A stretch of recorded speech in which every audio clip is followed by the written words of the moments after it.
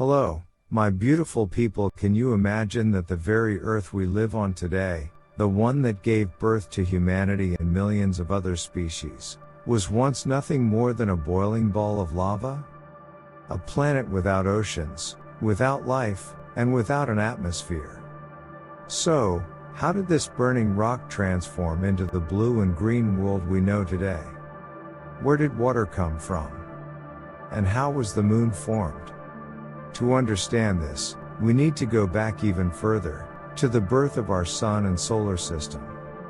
4.6 billion years ago, our solar system did not exist. Instead, space was filled with darkness, quiet and empty. But in this darkness, there was a vast cloud of gas and dust, known today as the solar nebula. This cloud contained various gases, primarily hydrogen and helium, along with other heavier elements. It drifted peacefully for millions of years until one day, something extraordinary happened, a supernova explosion. This wasn't the Big Bang. It was a nearby star reaching the end of its life and exploding violently. The powerful shock waves from this explosion disturbed our solar nebula, causing gravitational instability. In some areas, dust and gas began to compress. Slowly, the entire nebula started collapsing inward, forming a spinning disk of gas and dust, the protoplanetary disk. This was the beginning of our solar system. At the center of this spinning disk, pressure and temperature increased tremendously. Over time, this gave birth to a protostar, a star that had not yet fully ignited.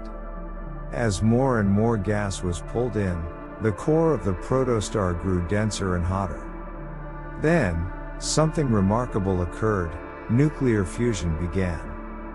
Hydrogen atoms started fusing into helium, releasing an enormous amount of energy. And just like that, our sun was born. Even today, this fusion reaction powers the sun, providing us with light, warmth, and energy. At this stage, the sun consumed most of the mass of the solar nebula, about 99.8% of it. But what about the remaining 0.2%? That tiny fraction of dust and gas would go on to form the planets, moons, asteroids, and comets of our solar system, including Earth. How planets formed. As the dust particles in the protoplanetary disk collided, they stuck together due to static and chemical forces. Over millions of years, these clusters grew larger, becoming planetesimals, small celestial bodies that were the building blocks of planets. Through accretion, these planetesimals kept merging due to gravitational attraction. Some became as large as our moon, at which point they were called protoplanets. This process of planetary formation was first proposed by Soviet astronomer Viktor Safronov in 1969. Initially, his ideas were not widely accepted, but today, scientists have observed this process in other solar systems, confirming that planets do form this way. Our Earth formed through constant collisions between protoplanets. These were not gentle impacts, they released enormous energy, melting rocks and forming vast oceans of lava. Over time, the largest protoplanets merged into one spherical body, giving rise to our young Earth. But at this stage, Earth was far from habitable. It was a molten world, bombarded by asteroids, with no atmosphere or oceans. Scientists call this period the Hadean Eon, named after Hades, the Greek god of the underworld. This hellish phase lasted from 4.6 billion to 4 billion years ago, during which Earth was relentlessly struck by celestial objects, some over 100 kilometers in diameter. However, these very impacts would eventually bring something crucial: water. Where did Earth's water come from? Some of the asteroids and comets that struck Earth carried water ice.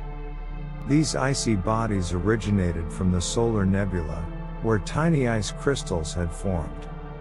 Upon impact, The ice turned into steam, rising into the atmosphere and eventually falling back as rain. Over millions of years, this process repeated, gradually filling Earth's surface with water. The presence of microscopic minerals from this period confirms that liquid water existed on Earth more than 4 billion years ago. How Earth got its layers: as Earth cooled, a process called differentiation occurred. Heavier elements like iron and nickel sank to the center, forming Earth's core. Lighter elements like silicon and oxygen floated to the surface, forming the crust. Between them, a thick layer of molten rock became the mantle. This process gave Earth its three primary layers: the core, mantle, and crust.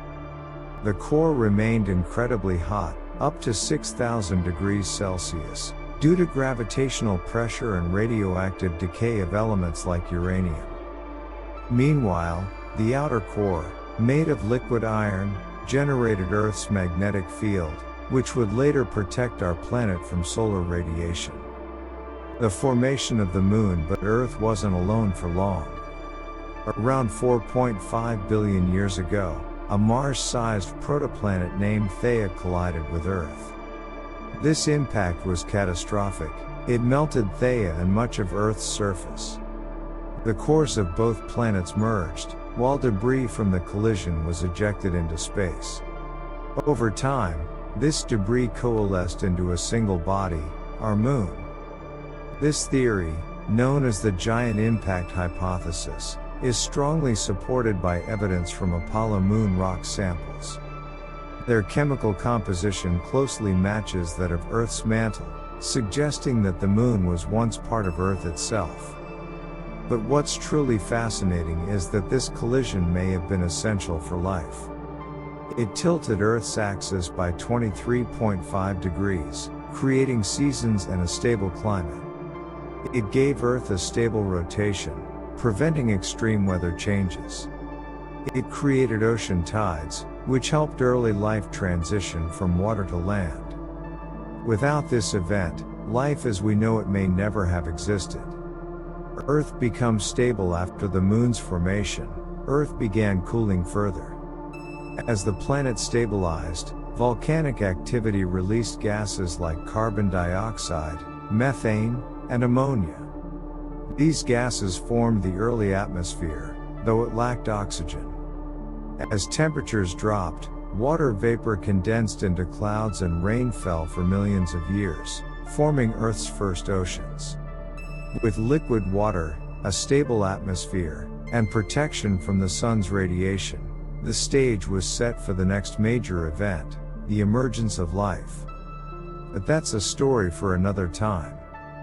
From a boiling sphere of lava to a planet teeming with life, Earth's transformation was nothing short of extraordinary. And the Moon, the result of a violent cosmic collision, turned out to be crucial for stabilizing our world. Understanding Earth's past not only helps us appreciate our home but also gives us insights into the evolution of other planets in the universe. If you found this journey through time fascinating, let me know in the comments. And if you want to learn more about how science shapes our understanding of the world, be sure to subscribe for more amazing space content.